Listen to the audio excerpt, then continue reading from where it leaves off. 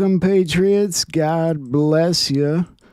Welcome to Patriot News Broadcasting. Good to have you guys here. Guys, gals, guys and gals. It's Monday again. Feels kind of like a Monday. Put a lot of stuff in there from the Charlie Kirk Memorial Service. There's a lot of interesting points about that event and a lot of news to look at, so we'll start. It's also the anniversary of Abraham Lincoln's Emancipation Proclamation. You guys remember that little thing, don't you? And thus, the title of my show from his quote, I'm a slow walker, but I never walk back. He had a lot of good quotes, actually. Whatever you are, be a good one. Do I not destroy my enemies when I make them my friends? Fun stuff. Folks are usually about as happy as they make their minds up to be. Honest Abe right there. Anyway, let's get into things. My foot is throbbing today. Trump, we saw a bit of that in the intro there. He gives his speech to the United Nations Council tomorrow, you know, that old thing. It should be pretty interesting, actually. I thought his press conference today with Robert Kennedy Jr. was pretty intense, in my opinion. Like, I know they weren't, I mean, it was a big deal. They were talking about the cause of autism, but they weren't really holding back if you paid attention to it. And, we might have a piece of that here somewhere. So that's tomorrow. Anyway, the Charlie Kirk Memorial was covered on about every network, apparently, and I wasn't in front of the TV yesterday, but some people theorize that as many as 100 million people might have checked into these live streams yesterday, which is a pretty intense number when you think about it. It was a highly, highly watched event. 200,000 people turned out for it. The stadium itself there were so many people they had to use a second stadium nearby and put people in there for overflow. I think that first stadium, they said, as many as like 60,000. Numbers vary, depends on where you look. That's one thing to think about. I'm going to show you some things about the news today you're going to find really interesting. I thought this was a good post. It's happening. Our timeline has shifted. It's not a straight line, but from where I'm sitting, it sure looks like everything is moving in one decided direction. No walking back. We are legit ascending. The absolute spectacle of Charlie's memorial service and what will surely follow serves as confirmation. It's all truly historic in nature. Rest in peace, Patriot, for a job well done. Absolutely. It was a historic moment, without a doubt. And Lee Greenwood sounded good, didn't he? And of course, like every historic moment, the skeptics picked it apart as much as they possibly could.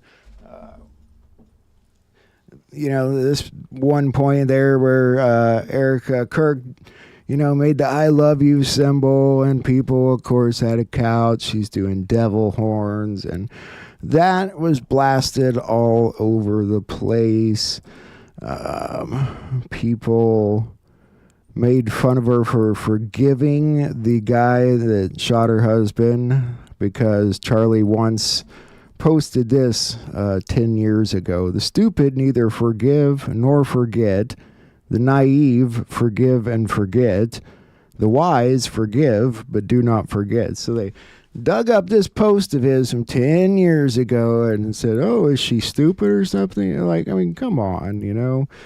I thought what she did took some amazing courage, especially if 100 million people were watching, to do what a Christian's supposed to do. It was amazing. People were happy that there were snipers on the roofs outside for some reason, I guess.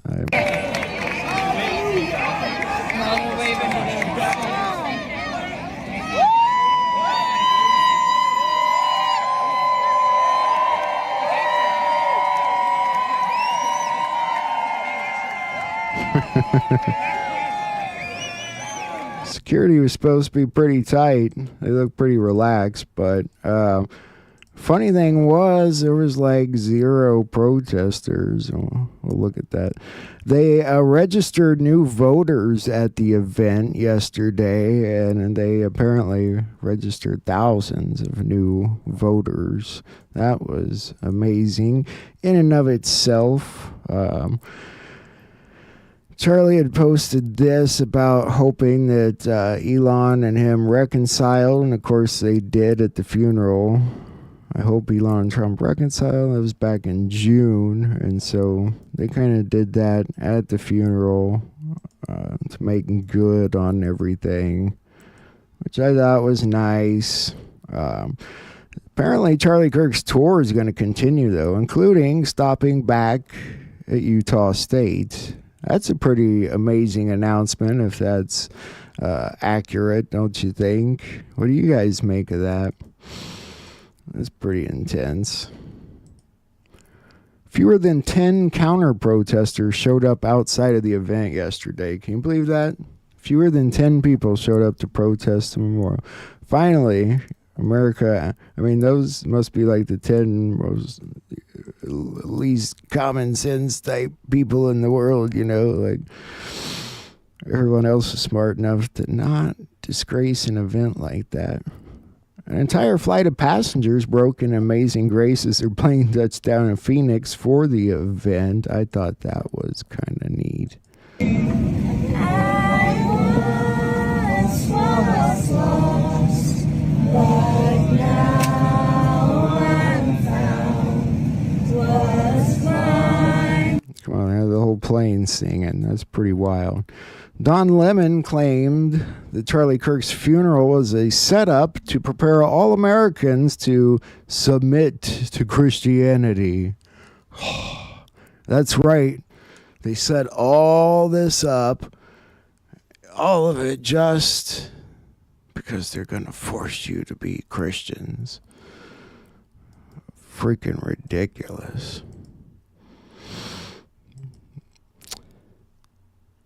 Rapid Response put this out. We want to be clear, we will not tolerate those who celebrate or mock the assassination of a fellow American at the Department of War. They're still dealing with people running their mouths.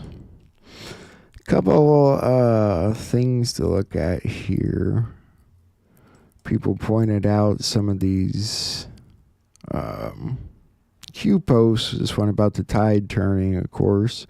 The initial wave will be fast and meaningful. It will send a signal to others immediately, and you'll see the tide turn. Not even the mainstream media can hide, and rest assured, some will be jailed as deep cover agents.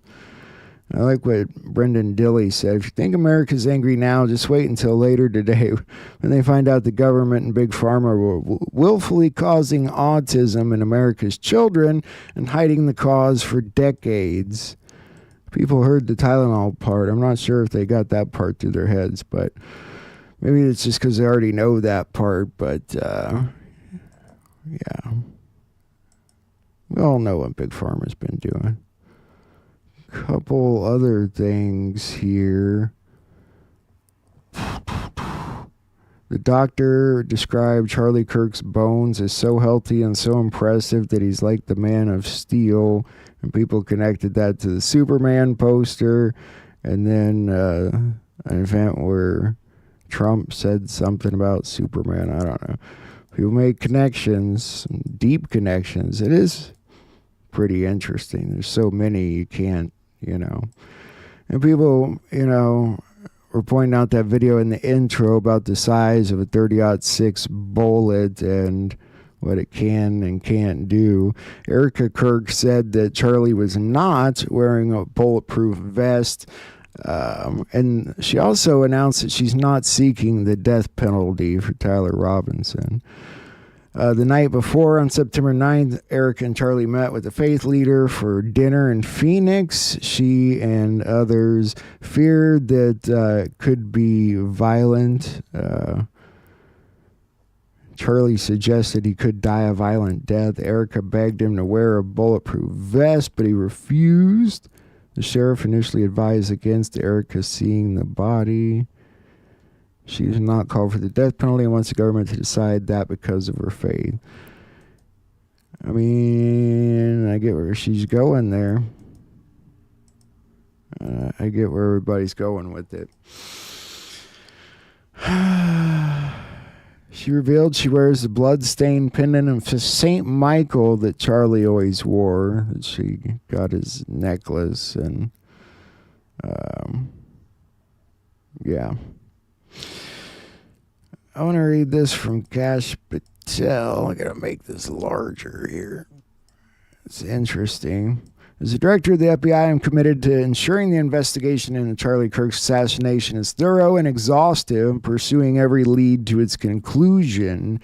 The full weight of America's law enforcement agencies are actively following the evidence that has emerged, but our efforts extend beyond initial findings. We are examining every facet of this assassination.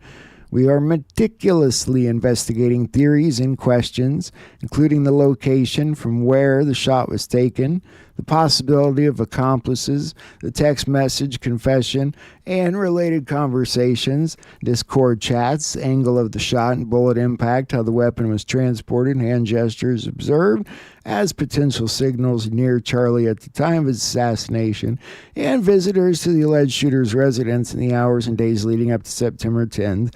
2025. It's pretty significant, really. Some details are known today, while others are still being pursued to ensure every possibility is considered. Our primary focus is to complete this investigation. So, I think that's all pretty important right there, what he's telling you.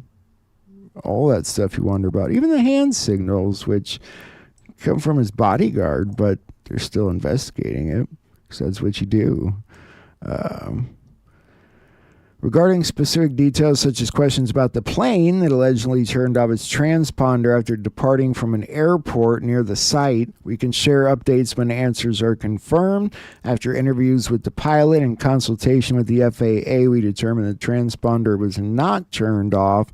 Incomplete flight data in rural areas caused the apparent gap. The entire FBI mourns the loss of Charlie Kirk, will not rest until justice is served. So it tells you a few things. Investigation's still going on, and that they're looking at a lot of things. Interesting. The only complaint anyone had about the memorial yesterday was this. Look at all this trash left outside of Charlie Kirk's memorial in Glendale, Arizona. People left water bottles and chairs. They left wagons. They left snacks. All of it just littered across the ground. State Farm Arena has a no bag policy, not just clear bags, no bags. And that means folks who were out here since early this morning just left all their stuff out here. I don't know who's going to clean it up. Crowds of literally hundreds and thousands of people are just walking over this trash on their way to the security checkpoints. I would say I'd be a little disappointed about that. I don't like trash being everywhere. It's always bothered me. I don't know. I'm pretty nitpicky about stuff like that. Of course, that's an entire arena in Phoenix, so that's another issue. Because somebody had to clean it up. All right, let's get into, news here. Israel's Netanyahu, that guy, tells Western leaders there will be no Palestinian state. And every other country on the planet, except for like a handful, are saying, oh, yes, there will be. Check this out, though. If you look this up on, say, YouTube, you'll find a video where he talked about it 10 hours ago. And then one where he said the exact same thing 10 days ago, and then one where he said the exact same thing 10 years ago. And that's how the news cycles this crap, but... I have a clear message for those leaders who recognize a Palestinian state after the horrific massacre on October 7. You are giving a huge reward to terrorism. And I have another message for you. It will not happen. A Palestinian state will not be established west of the Jordan River. For years, I've prevented the establishment of this terrorist state, despite tremendous pressure both domestically and internationally. We did this with determination, and we did it with diplomatic wisdom. Moreover, we doubled Jewish settlement in Judea and Samaria, and we will continue on this path. The response to the latest attempt to impose a terrorist state in the heart of our land will be given after my return from the United States. Wait for it. Somehow I have a feeling this is going to end up in an interesting direction. I don't know, but all these European countries are saying, we just don't care what Israel thinks. There's going to be Palestinian state. Portugal just joined the ranks.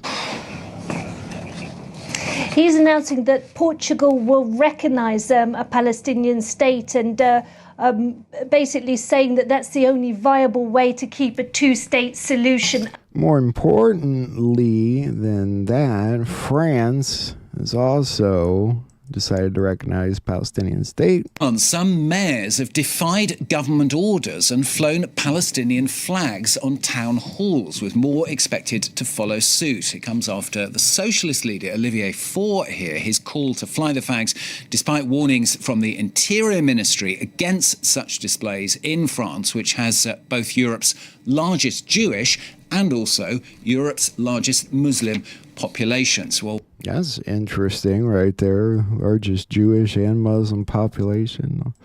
Interesting place right there. It's called France.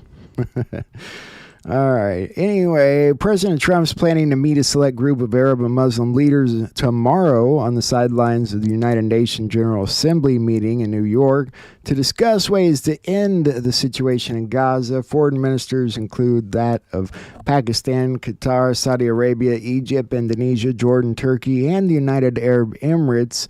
All will be consulting with one another tomorrow about this situation. So, the Middle East is going to sort of play a part in this. They're right there.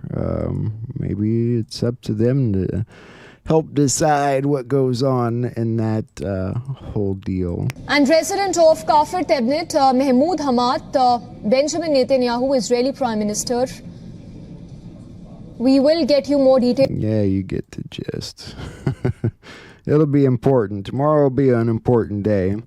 That aside, Israeli airstrike on Lebanon, of all places, killed 4 U.S. citizens, including 3 children. This is sort of the aftermath footage there on the left. We're tracking further developments. Now, according to the Lebanese government, an Israeli strike yesterday killed 4 U.S. citizens, including 3 children in southern Lebanon. Now, Israel's military has stated that it had struck and eliminated a Hezbollah operator in the southern town of Bint Jabal, but acknowledged that several uninvolved civilians were also killed. The IDF has stated that it regrets any harm to civilians and is currently reviewing the incident. Meanwhile, yeah, Israel's getting a little big for its britches, but, meanwhile, on the Russian-Ukraine side of things, there's still this problem. NATO's holding talks tomorrow. Basically, Estonia asked for the consultation. An extremely dangerous provocation. The European Union has condemned Friday's violation of Estonian airspace by 3 Russian fighter jets. Estonia has requested urgent talks with its NATO military alliance allies after the incident. Estonia's defense minister called the 12-minute incursion unprecedented. The Russian aircraft were intercepted by NATO pilots. The Swedish... I don't know. I just don't buy it. Swedes said the same thing. Poland, Lithuania, Estonia. Russia says it wasn't them.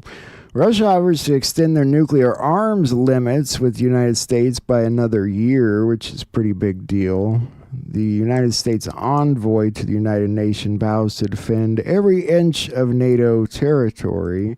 So... The United States stands by our NATO allies in the face of these airspace violations, and I want to take this first opportunity to repeat And to emphasize, the United States and our allies will defend every inch of NATO territory. Russia must urgently stop such dangerous behavior. Everybody's getting all mad at each other. Israel's doing their own thing. Everyone, Europe's getting mad. Russia's supposedly violating airspace. The USA's taking a stupid position on everything, and yet, maybe not so much. We'll figure that out later. TikTok United States to hold a copy of the algorithm, and it's going to be secured by Oracle, according to the White House. A White House official says that Oracle will recreate and provide the security for a new version of TikTok's algorithm. Under the deal, owners of the U.S.-based version of TikTok will lease a copy of the algorithm from ByteDance. And then Oracle is essentially going to serve as the gatekeeper here, continuously monitoring and operating that algorithm. The official said that data will be kept in a secure cloud and that ByteDance will not have any access to U.S.-based users' information on the platform. The algorithm, of course, has long been a sticking point in these negotiations. And we should add, at this point, it's unclear if this will satisfy the national security law passed by Congress, though the White House is certainly hoping it will. So what do you guys think? The U.S. version of TikTok? I wonder if that means everyone will officially not be using the Chinese versions. So why would they do that? I don't know how that makes sense, but the United States military will conduct a flyover in the United States Capitol at Arlington National Cemetery tomorrow. Point that out. So here's another case of the cycling news. You've got this that came out today. Over 60,000 Europeans died from heat during 2024's summer. So last summer, they're saying 60,000 Europeans died. So you look here, is from 2 years ago. Heat wave in Europe killed 60,000 people that summer, too. And then in 2022, 60,000 people were killed that summer as well from this heat wave. Adapting to climate change to survive. New research says that societies are falling fatally short in their efforts to prepare for rising temperatures and need to change the way they respond to extreme heat to have a better chance of reducing mortality rates in their countries. Yes, we must block the sun, you know. We're going to block the sun and we'll have no more problems. Oh, freaking news, guys. Cha-ching. It buys you. The U.S. government's revoking the visas of Brazilian Solicitor General Jorge Messias and 5 other former and current Brazilian judicial officials. The United States revoked the entry visa of Attorney General Jorge Messias on Monday, according to information obtained by Reuters from sources close to the Trump administration. The agency also cites that 5 other current and former Brazilian judiciary officials. Yeah, some of these are ridiculous. And there's this. This kind of cycles too. U.S. pleads for new beefed up multinational forces in Haiti. It's another story that's been cycling for years and years, so I'm not even going to dive into that one. NVIDIA is going to invest up to $100 billion in OpenAI data centers, and I know how some of you feel about AI, but I'm going to show you something in a second. Thank you. I am here at NVIDIA headquarters in Santa Clara with the CEO of the world's most valuable company and the CEO and president of the world's most valuable private company, Jensen Huang of NVIDIA, Sam Altman, and Greg Brockman of OpenAI. So let's dive right in to the news. Jensen, NVIDIA is making a $100 billion investment in OpenAI and working together to build out, I think you're saying, 10 gigawatts of capacity over several years. The investment's going to come with the gigawatts, one at a time. You're telling me, you guys, as quickly as you guys can get it done. Jensen, first of all, set the stage. Why? This is the biggest AI infrastructure project in history. This is the largest computing project in history.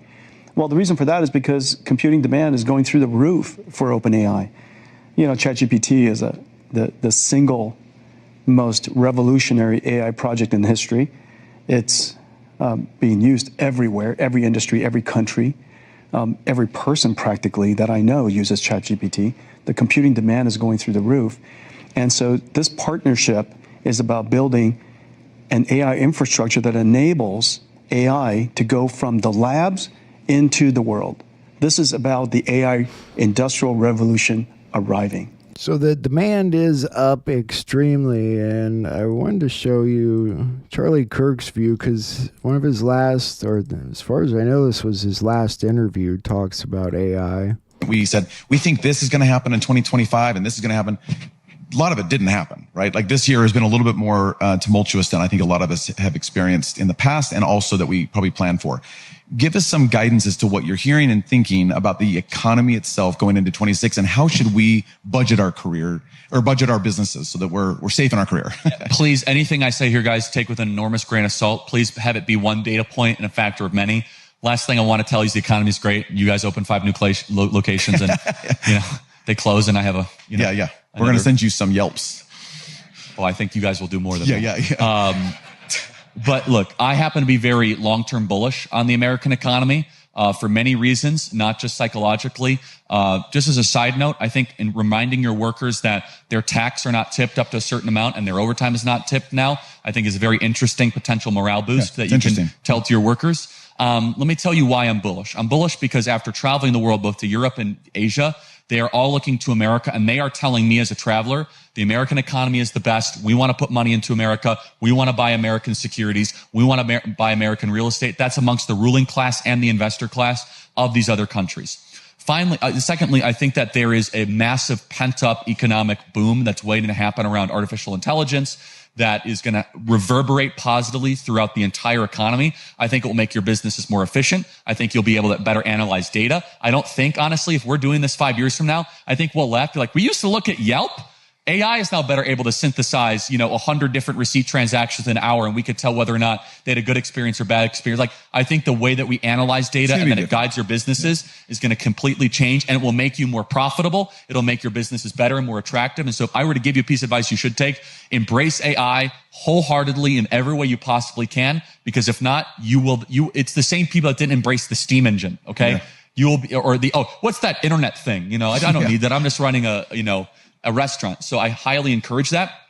I think rates are going to go down. I was talking to a major multi-trillion-dollar fund manager the other day, and he says their data shows the American economy is a lot better. So I just wanted to show you how he felt about AI in that last interview of his. How he felt positive about it. It's going to change the industrial community, basically.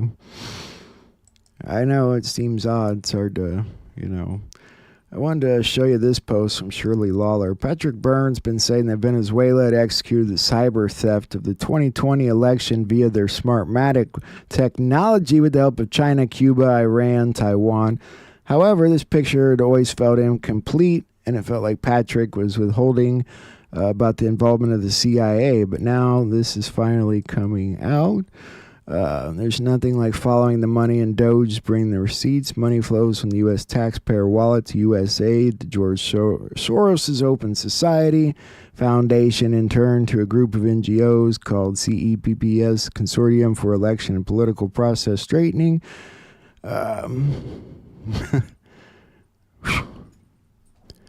I know it seems like old news, but it's not. It'll be relevant again as this election stuff happens. And there's a lot of election stuff happening from state to state to state, and they don't report on it much. Mainstream outlet MSNBC claims a criminal indictment for former FBI Director James Comey is expected within the week. We'll have to see if that happens. When it's the opinion of the mainstream media, I'm, tempted to wonder if they're not right. So wouldn't that be interesting to see a criminal indictment for James Comey this week? It would be nice, wouldn't it? It would. The BBC reports that Bridget Macron has presented photographic evidence in court confirming that she's not biologically male. Did I tell you this was going to happen? That some judge would be like, oh, yeah, but there's the evidence. And definitely doesn't have a penis. It's exactly what they did. You're all supposed to believe that now because some judge says he saw the proof. Trump administration announced that Tylenol should be avoided during pregnancy. People were pretty sure all day that that's what the announcement was going to be, and they were right. Effective immediately, the FDA will be notifying physicians that the use of let's see how we say that. Acetaminophen. Is that okay?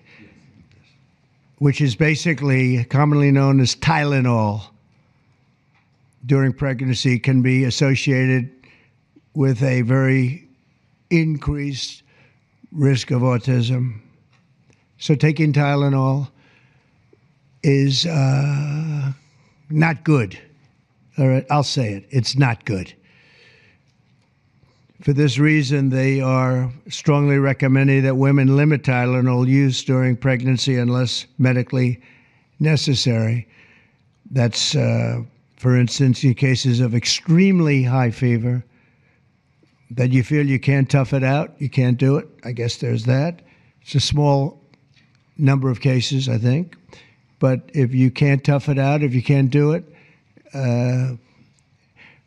that's what you're going to have to do. You'll take a Tylenol, but it'll be very sparingly. It can be something that's very dangerous to the woman's health. In other words, a fever that's very, very dangerous, and ideally a doctor's decision, because I think you shouldn't. He went pretty straightforward about it all for a while. If you happen to catch that this afternoon, Tylenol's not good, especially for pregnant women. They actually were on top of it in Europe before Trump announced it. Australian health officials and all news networks preemptively addressed Tylenol as it's linked to autism. I thought that was kind of funny. The president is expected to tie pregnant women's use of the popular medicine Tylenol, known elsewhere as paracetamol, to a risk of autism. As health editor Jennifer Beshwati explains, it's contrary to long-standing medical guidelines. It really is, because a lot of doctors always recommended Tylenol. That's what my doctors always recommended. If you have to take something, take Tylenol. Take Tylenol. That's what they always told my mom to take Tylenol. And so, what's the matter, William? President Trump is supposed to sign the executive order declaring Antifa a terrorist organization today. I assume he's doing that sometime, anytime probably. So there's that. That's going to be very important, and we'll look at that a little later, so we'll come back around. These people were pointing to yesterday during the memorial. We're at the precipice. The swamp's fighting back. Remain calm. We're here for a reason, and we're in control. I thought this was weird. Music's about to stop. 202-456-1414. Sounds like a Social Security number to me, but I don't know. What do you guys think? 202-456-1414. That was yesterday. There was a lot of significant things yesterday. This one was pretty significant, too. The arena that they were at, the State Farm Stadium, was once nicknamed the Q. It was a fan-given nickname stemming from the prominent UPX lettering and the University of Phoenix logo on the building's exterior. Fans shortened it to UPX, then affectionately to the Q over years. Oddly enough, 7 years ago, September 21st, the Q Delta said, "Enjoy the rally at the Q tonight for posterity." Trump held a rally that day in Missouri, as later pointed out by Q. So I thought that was kind of a cool post there. You can see the old Q Delta. It's on September 21st. Enjoy the rally at the Q tonight. It's pretty awesome. These deltas are just right on target. Right on target. I never thought I would see it get that. Then there was this one, the signs at the memorial. It said red 1, red 2. You can kind of see them better here. Red 1, red 2. Those are both in Q posts. Red 1, red 2. That was from November 25th, 2017. But then red 2's June 4, 2020. Red 2, Central Communications blackout, continental U.S. Dun-dun-dun-dun. I don't know. What do you guys think?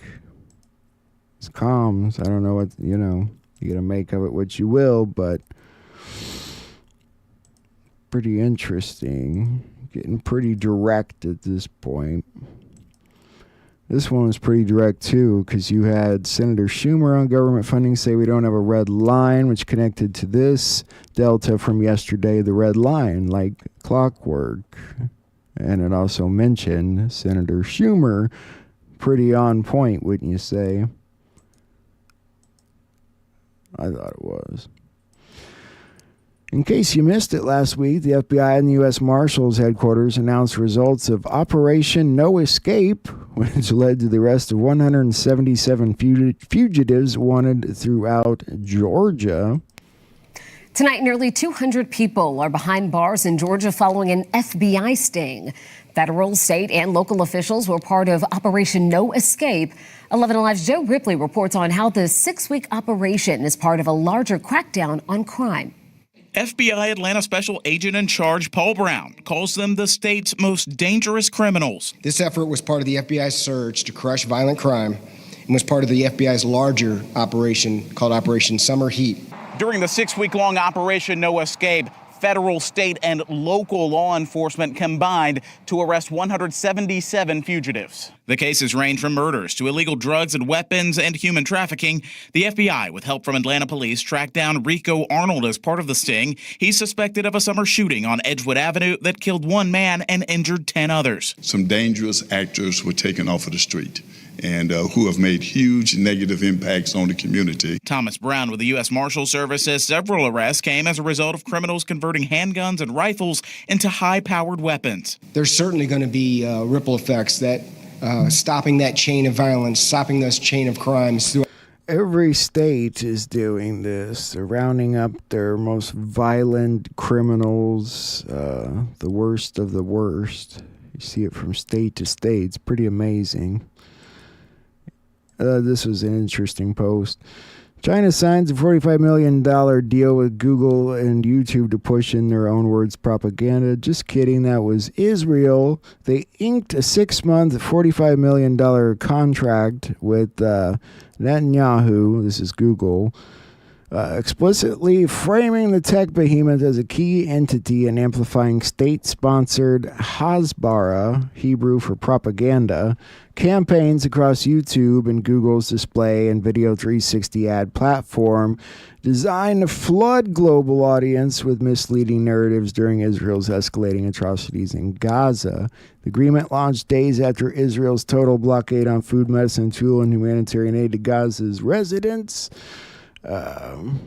Brainwashing tools. They literally are. That's the problem with this stuff. But Google, I think, its time is limited. I think I got a video on this. It is totally rampant, allowing foreign governments to just perpetrate these platforms, all of these bots, all of the time to weaponize Americans. You see what's going on here? This is a byproduct of all of that. What's going on in the streets is a byproduct of all of that. Well, that just sounds awful. We wanted to learn more about these foreign governments that Representative Moskowitz was talking about and their paid influence operations. And lo and behold, a foreign country has just signed a $45 million deal with Google to spread propaganda. It's Israel. If you don't care at all about Israel or Qatar, you should at least care about U.S. military equipment being used in the most stupid of ways. Israel has the F-35. Qatar has U.S. Patriot missile batteries. All I know is when they say Israel for last, I believe they know what they're doing. The Dominion Republic confirmed that a boat targeted by United States airstrike definitely was ferrying approximately 1,000 kilos of cocaine. They intended to use the Dominican Republic as a bridge to take it to the United States, according to officials there. So that's some confirmation on the airstrikes. Indianapolis had a mass shooting, leaves 7 shot and 2 dead at the moment. Okay, let's get back to your news headlines now. The big developing story, as we mentioned, 15 people have been shot since 3:30 yesterday morning. In the most recent shooting, 7 people shot, 2 of them killed. CBS 4's Russ McQuaid has more on where that investigation stands tonight and what an eyewitness saw happen. There's not a lot going on out here in this parking lot just off of I-465 and West 38th Street on the northwest side, about 12 hours after somebody started firing off a gun in a parking lot full of people. I woke up from that nap and just noticed the scene around me, and it was normal. Everybody's walking around, everybody's having a good time, drinking, socializing, and then out of nowhere, rapid gunfire, nonstop. Like the shots actually got faster.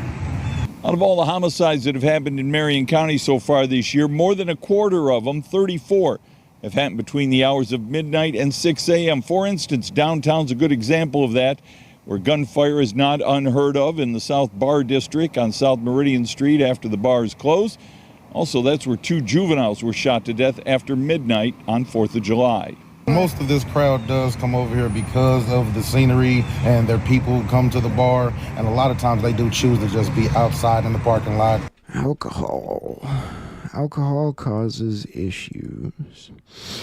Ryan Ruth, accused of attempting to kill Trump, arrested his defense today following his chaotic testimony where he represented himself. And right now at noon, a man on trial for an assassination attempt against President Trump is presenting his own case. Ryan Ruth is acting as his own attorney. Local 10's Christina Vasquez joins us live from Fort Pierce, where the trial is taking place. Christina. Started this morning, and already at this hour, the defense has rested. The defense in this case being the defendant. So Ryan Ruth is accused of trying to assassinate Donald Trump when Donald Trump was a presidential candidate while he was playing golf at his West Palm Beach property in September of last year. And he's 59 years old. He's a former construction worker. Yeah, you all know what he did. Not that much. We'll see what happens.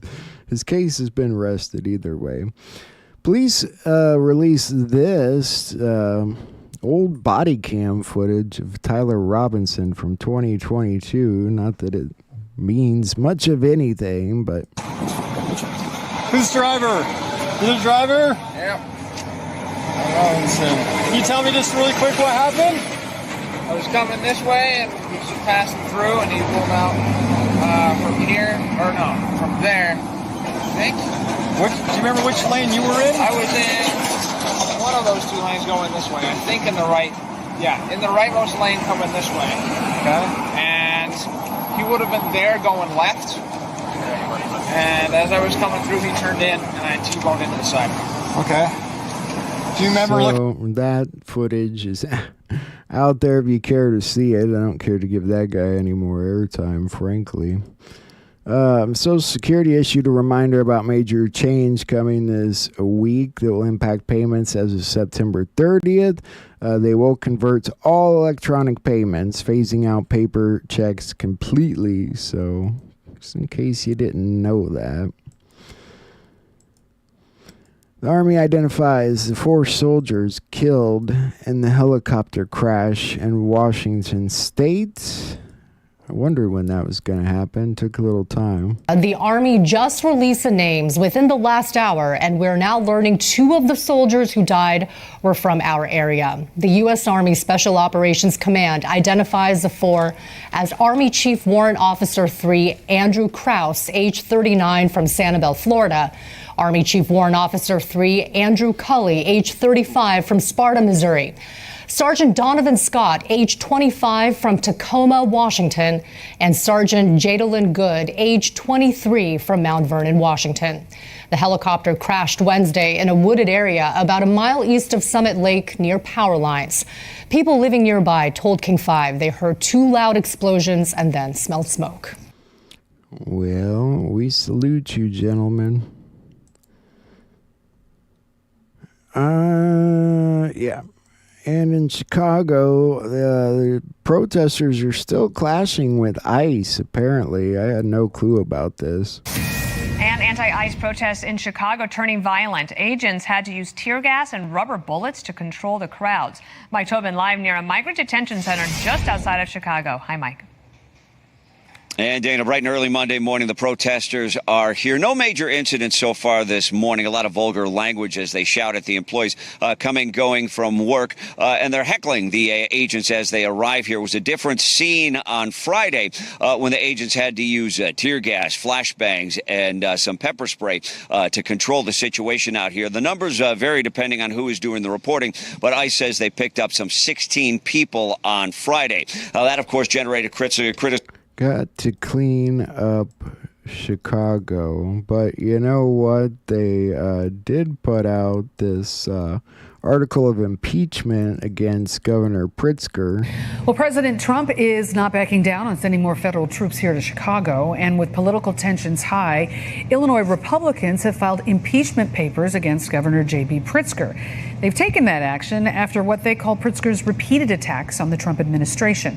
We have more now from political reporter Marianne Ahern. Marianne. Good evening, Marianne. It is a tense time. Governor Pritzker acknowledges there's been an uptick in the number of threats he's faced. At the same time, for months, Pritzker has been more outspoken in his remarks about President Trump, and he is not about to stop speaking out. This is a democracy. We can be critical of one another. We can belong to different political parties and have different views and act in a peaceful fashion. That's Governor Pritzker today. However, Republicans note that throughout this past year, as he's raised his national profile for a possible 2028 presidential race, he has also said this. These Republicans cannot know a moment of peace. Political divisions so tense, Illinois Republicans have filed impeachment papers against Governor Pritzker, stating he's inciting violence and that it is incompatible with the duties of his office. State Representative Adam Nyberg. If we don't take these measures, if we don't hold Governor J.B. Pritzker accountable, nothing will change. What also hasn't changed? The back and forth between President Trump and Governor Pritzker if federal troops are needed to fight crime in Chicago. This is President Trump late this afternoon. We brought down crime a little bit in Chicago, but we're now going to bring it down very big. We're going to be doing Chicago probably next. The president says things one day and then goes back on them the next day, changes his mind from week to week. So we never really know what he intends to do. All I can say is that sending troops into any American city is a terrible idea. And at that same event at the White House, I think it's just time to get rid of Pritzker. The Department of Homeland Security put out this funny video today.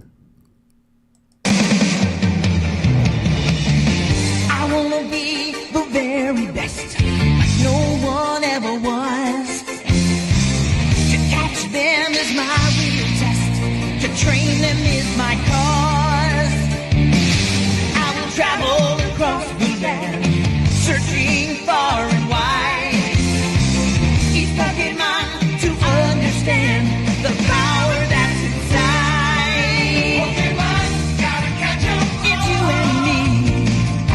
I know it's my destiny. Pokemon, oh, you're my best friend. You gotta appreciate that they have a sense of humor, at least, in this administration. In Italy, they're having clashes with Antifa and the police at the Milan train station over re-immigration summit, or the re-migration summit.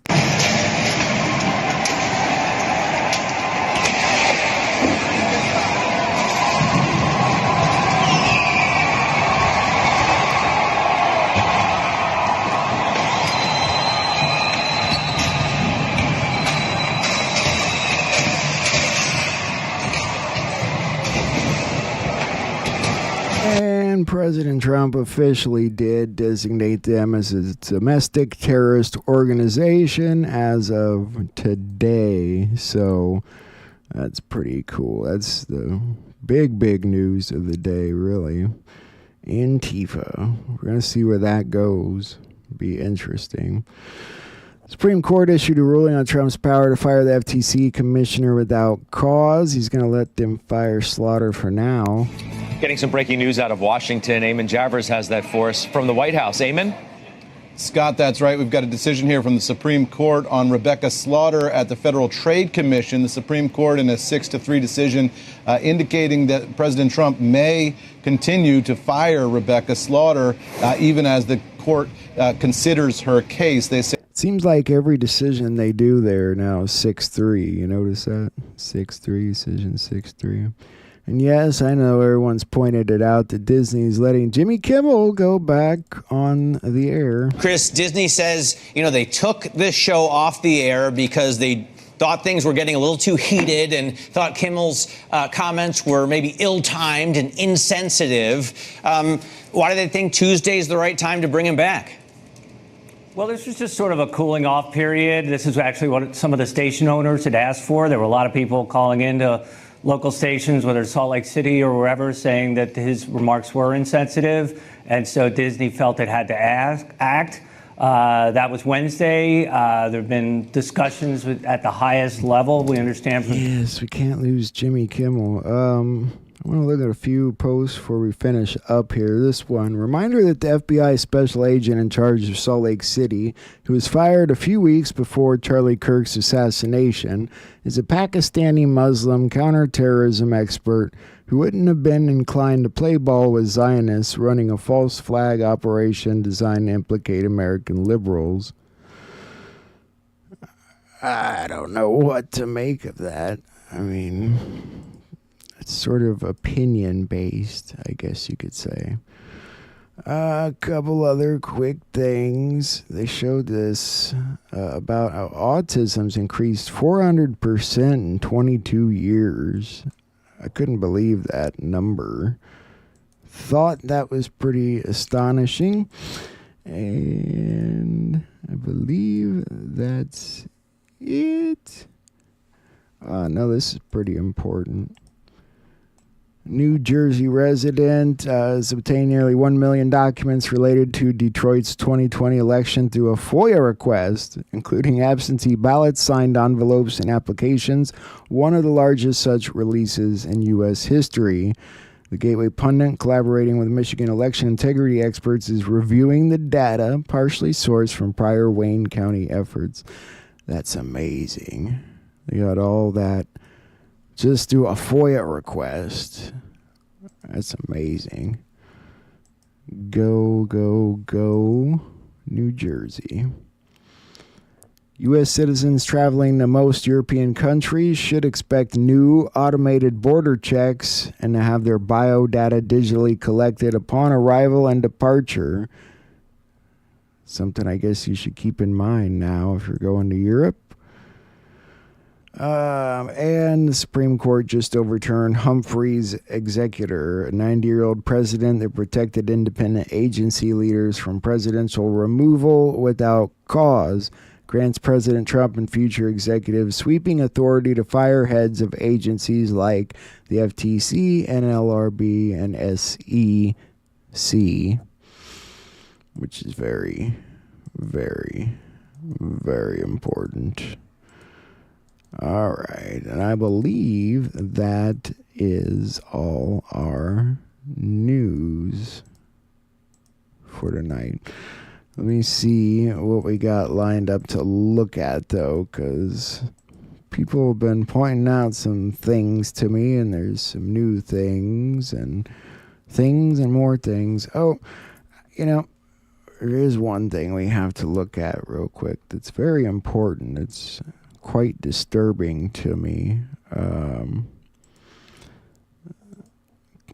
got a few of these. These are my WTF. And ask you for the arrest so we can have a prompt investigation, okay? So at this stage, I just come out with Nana. You're going to be handcuffed.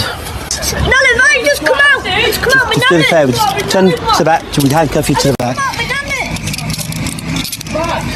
Have a rest. Go in. Lovely. Thank you very much. So that boy's getting arrested for waving the flag of England at protesters,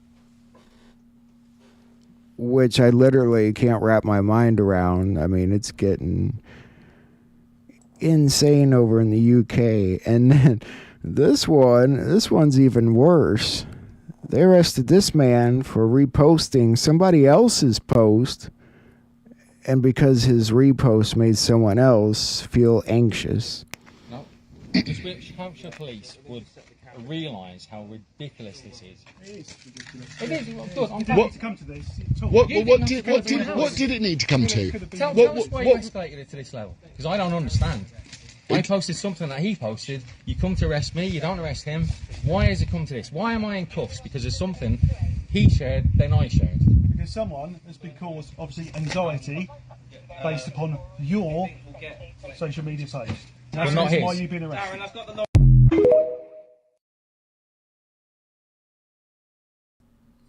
That makes sense, right? Especially when Keir Starmer just said the other day, we're only arresting people who make comments that are threats or pedophiles. Clearly he lied. All right. I wanted to show you this short video that I seen. It's only a minute and a half. Join Juan O'Savin, retired Lieutenant Colonel Matt Meck, retired Brigadier General Blaine Holt, and other prominent military and intelligence guests for an ongoing monthly broadcast with John Michael Chambers as your host here on jmcbroadcasting.com. The premiere episode launches Friday, September 26, 2025, and is sponsored by Genesis Gold. Visit jmcgenesismetals.com. This panel will address, among other subjects of great importance, what's taking place with the military tribunals, sealed and unsealed indictments, and the avalanche of arrests to come. Will justice be served? This and much more will be addressed each month, including an analysis of current events, making sense of the events as they unfold, one psyop after another. Detecting truth from lies in the dying age of fake news and the rising age of AI and digital enhancements will help you to remain focused and grounded in these most challenging, difficult, and dangerous final battles. A new day is dawning as this golden age is at the doorstep. Remain informed, empowered, and connected by an elite team of military and intelligence experts, and together we will save America. Subscribe for free at jmcbroadcasting.com and be sure to join us monthly. Eyes on Gitmo, wartime analysis. Nothing can stop what's coming, and the best is yet to come. Where we go one, we go all here at jmcbroadcasting.com. Won't that be awesome? John Michael Chambers on Rumble. So a new series will start this Friday, Eyes on Gitmo, it's called. We'll have to look into that.